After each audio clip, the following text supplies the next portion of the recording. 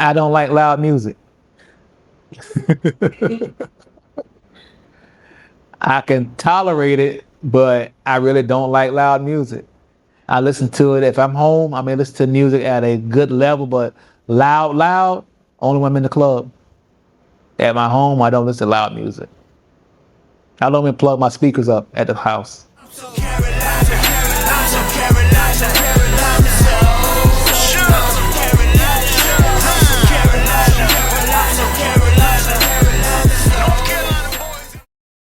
I am Big G. Hey, my name's Big G. I'm a DJ in South Carolina. Started in Aiken, South Carolina, but now I reside in Columbia, South Carolina. I've DJed a lot. I like production. I like the sound of music. I like the way music makes me feel, and I like the way I express my feelings to everybody else so they can make them feel good. So in essence, I just like making people feel good by me playing my music. I'm a Capricorn. I enjoy things outside and a cool person all the way around. I was raised in Aiken, South Carolina. I attended Aiken High School. I grew up in Aiken, and from there I moved to Columbia, South Carolina. I started my college career there. I didn't finish, but I attended Allen University.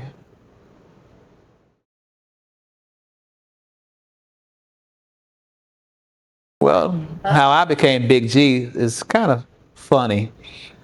We was in college at the time. There was a couple of us G's around there, cat named Garris and myself. And I called him Little G, and they would call me Big G. So when I go back home to my hometown of Aiken, during our breaks from college, I was always calling everybody G. So they ended up calling me Big G. So that's how my name came about. My attraction to radio came unexpected. I heard about the radio station that came in town, and a few of my friends was out there, trying to audition for the station. Me at the time, I was working in a gentleman's club, and I was reluctant to apply because I felt I didn't have enough clean music. So to my surprise, one day, a few of the radio guys came into the club. Harold Banks, rest in peace, Jerry Smoking B, Solomon Spann, and Bill Blackburn. They came in, sat down. They came in with their shirts, Hot 103.9.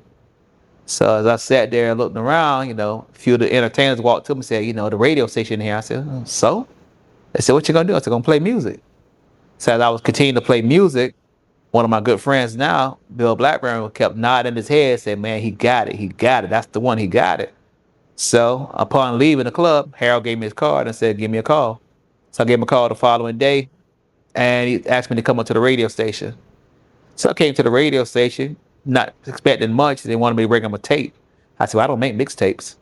He said, man, we need something to hear. I said, well, I don't have anything to hear. You heard me in the club. So then they did a holiday mix show. I want to say it was probably around Memorial Day weekend, if I'm not mistaken, because it was still warm. I think it was my Memorial Day weekend.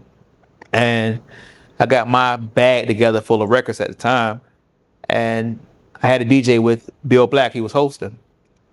So I asked him, I said, what should I play? He said, play what you would like to hear when you wake up in the morning.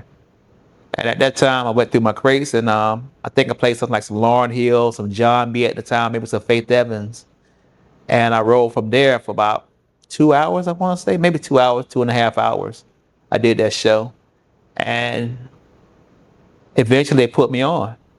But I didn't really go to radio expecting to get on the radio, but I kind of gravitated to it once they were showing me different techniques that I wasn't practicing at the time. BPMs, organized by music, things of all that nature. So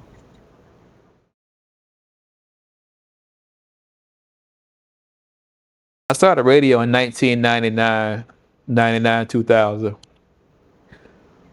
During the course of those years, radio was kind of new. Not new, but new.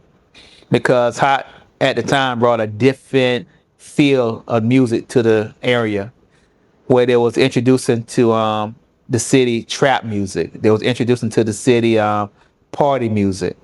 Not saying that we didn't have that, but it was a different feel for a majority of those guys that came from Atlanta. And with the motion of radio back then, it was so new that everybody didn't know what to do. So everybody was kind of getting groomed into their own account with radio.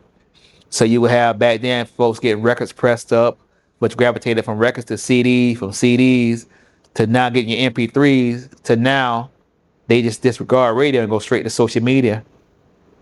Radio kind of gave a home feeling to where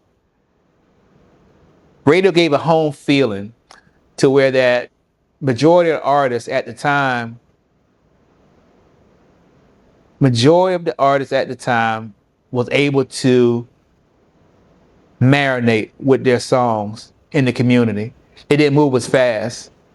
So for example, if an artist came out with a song, that song was able to last all summer.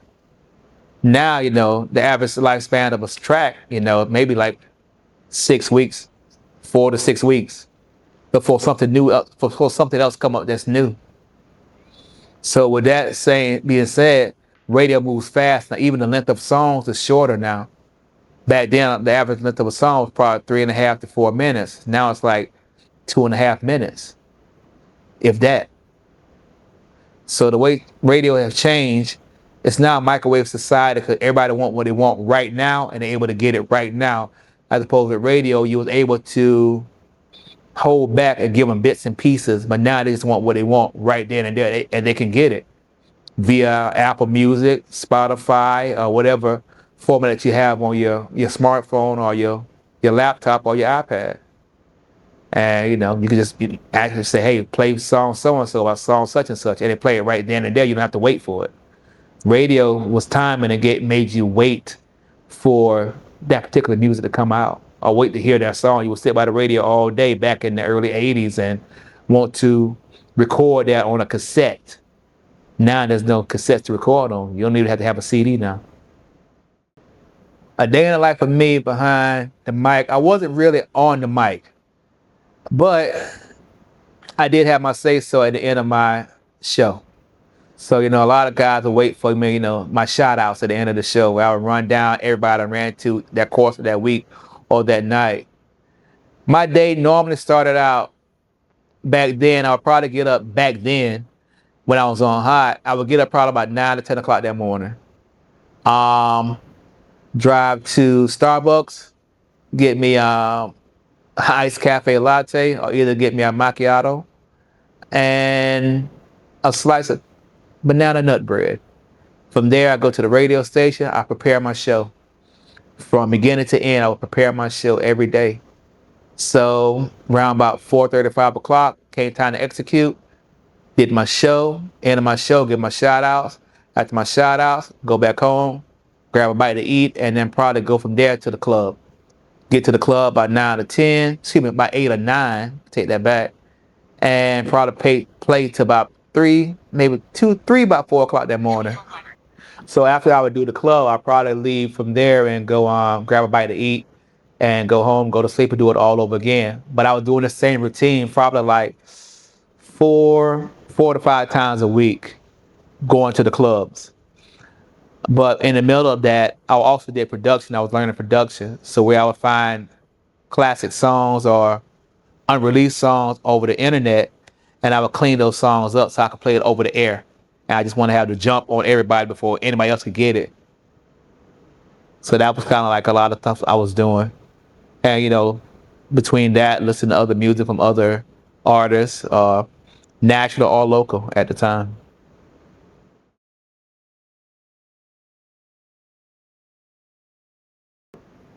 My journey with losing my sight is not new to a lot of people, but to those it is, it kind of went like this. 2016, I was auditioning for another position, and that morning, prior to going up to driving to Charlotte, I had a floater in my eye. I didn't know what the floater was, so I ended up driving myself to the doctor's office. He told me what the floater was, what it came from. He said I had retinopathy, where I had abnormal blood vessels growing on top of my eyeball, and I was draining down into my retina on my cornea. So from that, it was a weird reality check because I didn't know how I got it. I didn't know what I did wrong. I didn't know why I was being cursed with what I felt I was being cursed with. As time progressed, things just started going left. As it was going up, they went left real fast. I ended up getting the necessary surgery done, but that was after the fact. It just took so long for me to get to that point. The physicians never told me it was going to get that bad. They just kept trying to get, I felt they was trying to get my money. I was paying cash because I had cash at the time. And I was paying probably like $1,000 per visit. Well, when it came time for the surgery, I didn't have the money and I didn't apply. Excuse me, I wasn't eligible for the discount.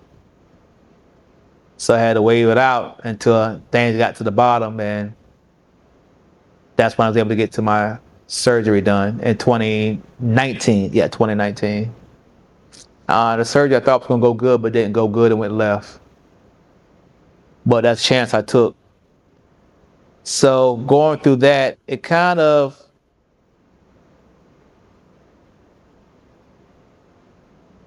threw me because I didn't know how to maneuver, and all the conventional ways I was using to DJ or make a living was kind of thrown to the side because I didn't know how to adjust. But once I learned how to adjust, that's when everything became clear.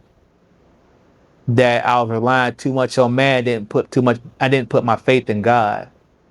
And once I turned and put my faith in God, things started opening up. I won't say slowly, but I will say within their own timing. Because whatever you need, God gonna provide it for you, but whatever you want, it's gonna take some time. My perspective on life is now that, as I've said in previous interviews, I've learned to aspire to inspire others before I expire. Aspire to inspire before I expire. And losing my vision put me in a position that I can show others that it's not over, all is not lost. I can let others know, hey man, you can still get out and do what you want to do. You can still cook.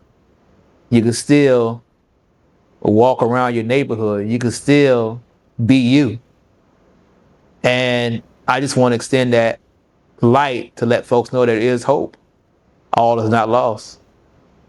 We need to utilize assistive technology as much as possible. Like your apps on your phone. It's assistive eyewear. I'm wearing down the better shades. And learn how to adjust with those to help you cope with a better life and maneuver. I utilize VO technology, voiceover technology from Apple Music. Not Apple Music, but from Apple computers, from Mac. It's assistive technology where, what you see, touch on your screen, it'll tell you what it is. And I utilize that, to search for my songs, to find my songs, I organize my crates, and I execute as such. And that helps me with the radio station, DJing, because I can go to my song real quick, hear it, mix it, and move on. But it takes practice. There's nothing that I can say that happens overnight. Nothing that happens overnight. You gotta keep at it to make it work for you. Between that, editing music and all that stuff, you can still do it unsighted. You just gotta have faith and you just gotta have patience. Now, I feel music more so than listen to music. Sometimes you gotta learn how to feel the beat to know how you want your people to feel that music come across to them. I'm a heavy guy on bass, so I like the bass drops and songs and stuff. My hearing has gotten more keen, and I just listen more for a little different inflections in songs and different, how can I explain it? Different inflections in songs and different tones. Everything don't go together. Granted, it sounds good, but everything don't go together. And I experiment with a lot of that as I, put my shows together and stuff.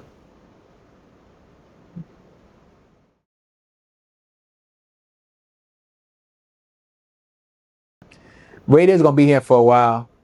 I say that not because I work there, but for the fact that radio is a source for a lot of older adults, and they still look forward to the radio to structure their day. Whether they're in the morning time listening to Steve Harvey, or mid morning listening to Curtis Wilson, or even in the afternoon listening to Shamar, even in the evening listening to Eddie O. They still time their day with listening to people play music, or listen to people, with a structured day, just like TV.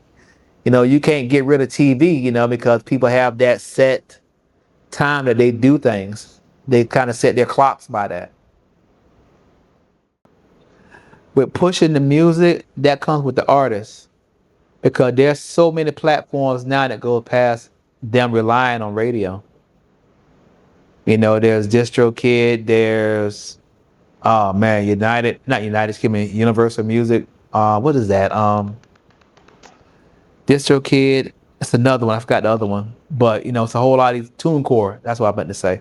It's a whole lot of these same platforms. All they gotta do is keep reading and go to Google or go to YouTube and find out how to get their music out. Now with music nowadays, as opposed we used to wait for back in the early 2000s, like, yo, get out, get the vibe of the street, make sure people got your song. Now it's a push of a button. Everybody can have your song within 5 minutes. 5 minutes flat. And all you gotta do is just, make sure you got that audience.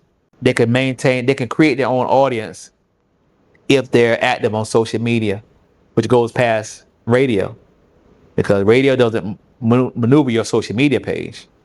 Radio is like the icing on the cake. So once you got this amount of, how can I explain it, streams, or you got this amount of motion, then you get to radio, it's the icing on the cake, you solidified.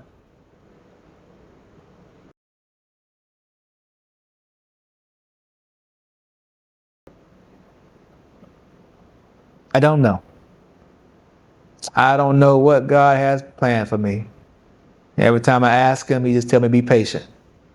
So I'm just waiting to see what he got in store for me. My responsibility to the city of Columbia is to share my knowledge of being able to move forward amidst adversities. Being able to still show people that there's still hope, that you can't give up. Giving up, is not an option in my book. Just got to find another way to maintain, find another way to get your point across, or find another way to be you. Because as we get older, we change. And sometimes folks is reluctant to change. They don't want to change. But as you get older, you got to change. You get older, you got to change your diet. You can't eat a fat burger at 65 now, you know what I'm saying? You can't go out and, eat a pint of ice cream, and, you know what I'm saying, and, expect to lose weight. You want to be here, you got to, health as well. You got to be healthy to make that wealth. My motivation is knowing that I'm setting an example for those that feel that they can't do.